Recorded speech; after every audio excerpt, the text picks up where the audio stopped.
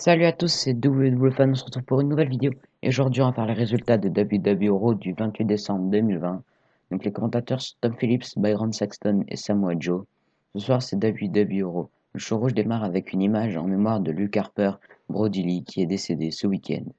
Les commentateurs nous souhaitent ensuite la bienvenue et présentent le programme de ce soir. Le champion de WWE, Drew McIntyre, arrive ensuite sur le ring. McIntyre dit que c'est le dernier Raw de 2020. Une année folle pour lui, alors qu'il a remporté le Royal Rumble. Il a battu Brock Lesnar pour le titre WWE. Il a perdu le titre et il l'a retrouvé contre Randy Orton. Il doit dire merci à tous les fans qui l'ont soutenu et l'ont motivé. Maintenant, place au futur. Sa défense de titre à Legends Raw la semaine prochaine. McIntyre dit que les légendes auront la chance de le voir défendre son titre contre Keith Lee ou Sheamus. Sheamus arrive et dit qu'il est désolé de l'interrompre. McIntyre dit qu'il voit très bien ce qu'il essaye de faire. La semaine dernière, il a demandé poliment à Sheamus de ne pas attaquer Keith Lee. Il n'a pas tenu sa promesse. McIntyre dit qu'il devait le connaître après 15 ans d'amitié. Sheamus dit qu'ils sont à une semaine de réaliser un rêve de s'affronter pour le titre WWE. McIntyre dit qu'ils en ont parlé il y a 15 ans. Il veut ce match. Ce combat sera très physique. Sheamus dit qu'ils vont lancer la nouvelle année de la meilleure des manières. Gisli arrive et dit que c'est adorable de voir ses deux meilleurs amis. Pour une raison inconnue, la semaine dernière, Sheamus semblait fâché d'avoir gagné et l'a frappé en plein visage. Il n'a plus aucune confiance envers McIntyre maintenant. Sa parole est égale à celle de Sheamus. Lee dit que maintenant il aimerait avoir des excuses de Sheamus. D'ailleurs, McIntyre devrait surveiller son meilleur ami s'il ne veut pas se faire frapper dans le dos lui aussi. Sheamus dit que Lee essaye de lui voler sa place. Pour qui se prend-il? McIntyre dit qu'il comprend Lee alors que le combat commence maintenant. Ce n'est pas important qui gagne ce soir, le résultat sera le même lundi prochain. Lee allait répondre, mais Sheamus lui fait un brogue kick. De retour suite à la pause, le combat commence et McIntyre est avec les commentateurs. Donc c'est un match aspirant pour le titre WWE. C'est un match simple. Le gagnant va affronter McIntyre à Legends Raw la semaine prochaine. Donc c'est Sheamus contre Keith Lee. À la fin du combat, Sheamus fait un headbutt à Lee, mais Lee revient plus fort avec lui aussi. Mais Lee revient plus fort avec lui aussi un headbutt.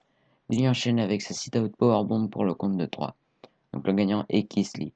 Après le combat, Lee et McIntyre font un face-à-face en bas du ring. En coulisses, Elias joue de la guitare et quelqu'un cogne à sa porte. Elias dit à Jackson Ryker de ne pas ouvrir. De retour, le Lucha House Party arrive. Donc c'est un match simple. Le Miz accompagné de John Morrison contre Grand Metallic accompagné de Lince Dorado.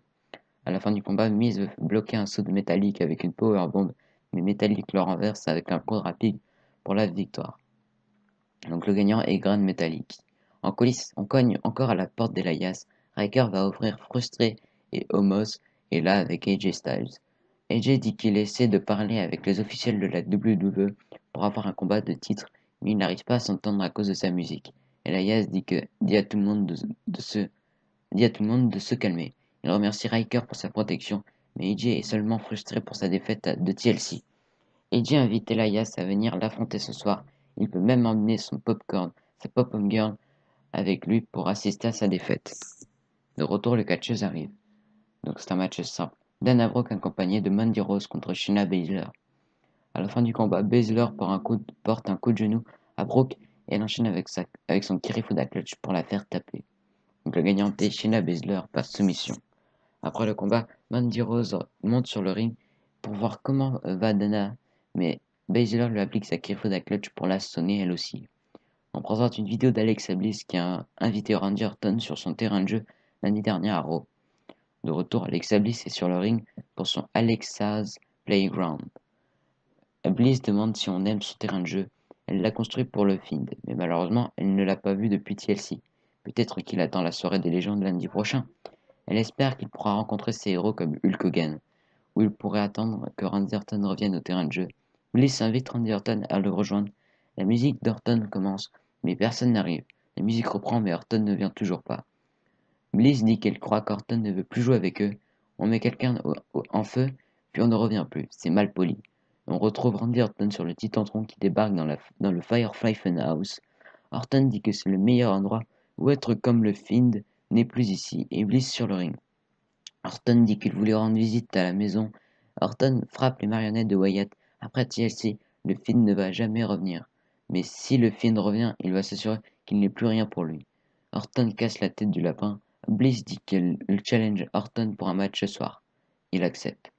On présente une vidéo du 22 juin 2020 alors que Nia attaque Charlotte Flair dans les coulisses pour l'envoyer sur la touche. En coulisses, Charlie demande à Charlotte Flair si elle est prête pour ce match.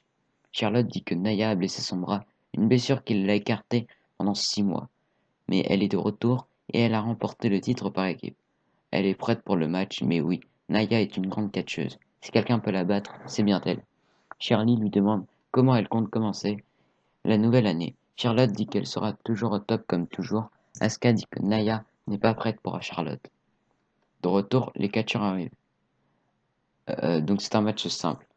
AJ Styles accompagné d'Omos contre Elias accompagné de Jackson Riker.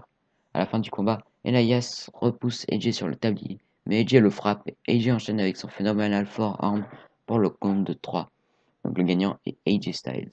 Ricochet arrive sur le ring de retour. Rétribution arrive. Donc c'est un match simple. Ricochet contre Mustafa Ali, accompagné de Retribution. À la fin du combat, après de multiples diversions de Retribution, Ali en profite pour bloquer le 450 splash de Ricochet et appliquer sa soumission sur Ricochet pour le faire taper. Donc le gagnant est Mustafa Ali par soumission. Après le combat, Ali prend le micro et demande quand Ricochet va comprendre qu'il ne peut pas s'en sortir. Il va lui donner une chance d'effacer ses regrets, une chance de prendre un nouveau départ. Ali lui offre euh, de rejoindre Retribution. Quelle est sa décision? Ricochet dit qu'il a pris sa décision. Il ne va pas rejoindre Retribution. Ricochet fait son recall sur Ali et prend la fuite sur la scène avant que Retribution puisse l'attraper. En coulisses, Charlie est avec Nia Jax pour avoir sa réaction aux propos de Charlotte. Nia dit que la reine est intelligente d'avoir peur d'elle.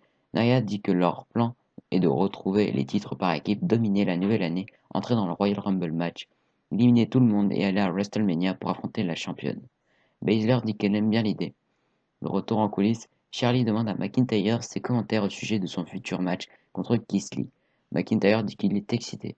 Les gens seront là et il va défendre son titre dans un combat inoubliable. Peut-être qu'on n'aime pas comment Lee a obtenu sa place, mais il a vu le feu dans ses yeux. C'est la chance de Lee de montrer au monde entier ce qu'il peut faire à la WWE. Donc c'est un match simple. Charlotte Flair accompagnée d'Asuka contre Nia Jax accompagnée de Shayna Baszler. À la fin du match, Charlotte applique son Fire Hate sur Nia, mais Baszler monte sur le ring et lui applique un headlock. L'arbitre arrête le combat. Donc la gagnante est Charlotte Flair par disqualification. Après le combat, Asuka monte sur le ring pour chasser Jax et Baszler. De retour en coulisses, Angel Garza marche avec sa rose. Shirley l'arrête et lui demande comment il décrit ce dernier Raw de 2020. Garza dit qu'il aime glisse à gauche et à droite, comme toujours. La nouvelle année arrive et peut-être qu'il doit se présenter à une légende lundi prochain. Qui sait? Shirley demande pour qui est la rose. Garza dit qu'il peut lui offrir. Garza se fait percuter par Ertros qui se fait pourchasser par des catcheurs et la rose se retrouve au sol en miettes. En coulisses, les New Day et les Hardy Bros se motivent pour leur match. Xavier Woods dit que lorsqu'ils vont retrouver les titres par équipe, ils seront encore une fois triple champions. Riddle propose des noms pour leur équipe de ce soir, sans succès. De retour, les catcheurs arrivent. MVP dit que Lashley a une annonce pour nous. Lashley dit qu'il annonce sa participation au Royal Rumble match, ce qui veut dire qu'il ira au main event de WrestleMania. MVP dit que c'est officiel. Donc c'est un 8-man tag team match. Kofi Kingston, Xavier Woods, Riddle et Jeff Hardy contre le Hurt Business. Donc MVP Bobby Lashley, Shelton Benjamin et Cedric Alexander. À la fin du match, Jeff fait son Swanton Bomb sur Alexander et le couvre, mais Lashley brise le compte, le Hurt Business vide le ring et Lashley applique un Hurt Lock sur Jeff et il tape. Donc les gagnants sont le Hurt Business par soumission. Après le combat, le Hurt Business veut poursuivre l'attaque, mais le New Day et les Hardy Bros repoussent le clan. En coulisses, on retrouve The Miz et John Morrison qui discutent de leur défaite. Adam Pearce arrive et dit qu'ils ont l'air bien misérables. Pearce leur montre la mallette Money in the Bank et dit qu'il est ici pour lui redonner. Les règles sont claires. La seule personne pouvant encaisser la mallette est le détenteur. Et c'est John Morrison qui a encaissé la mallette. Pierce lui redonne son contrat Money in the Bank et lui souhaite de joyeuses fêtes. De retour, Alexa Bliss arrive sur le ring. Randy Orton arrive et demande où il est. Bliss dit que ce n'est pas à propos du Fiend, mais bien elle. Bliss quitte le ring et va chercher un cadeau. Bliss sauve le cadeau et il s'agit d'un bidon d'essence et d'allumettes. Bliss donne les items à Orton et le challenge de lui faire la même chose qu'il a fait au Find à TLC. Bliss se couche au sol, mais Orton ne fait rien. Bliss décide de tracer elle-même la ligne d'essence vers elle. Bliss leur dit d'allumer l'essence et de lui faire la même chose. Orton ne fait toujours rien. Bliss ajoute de l'essence et dit qu'Orton n'a pas les couilles de le faire. Orton n'est pas le fou qu'il dit être, sinon il aurait lancé l'allumette. Elle l'insulte de pute. Bliss s'asperge d'essence sur la tête. Orton demande si elle pense qu'il ne va pas le faire. Orton demande si elle pense qu'il n'en est pas capable. Il veut le faire, mais il sait qu'elle le veut. Alors il analyse la chose comme il aime voir les gens souffrir. Orton dit que si elle veut voir le Find, il va peut-être lui faire voir le Find. Les lumières s'éteignent, Orton allume son allumette et le show se termine ainsi. Donc voilà, c'était tout pour les résultats de WWE Raw du 28 décembre 2020. Donc je vais continuer les vidéos. Allez, abonnez-vous, lâchez des pouces bleus, des commentaires. Allez, bye.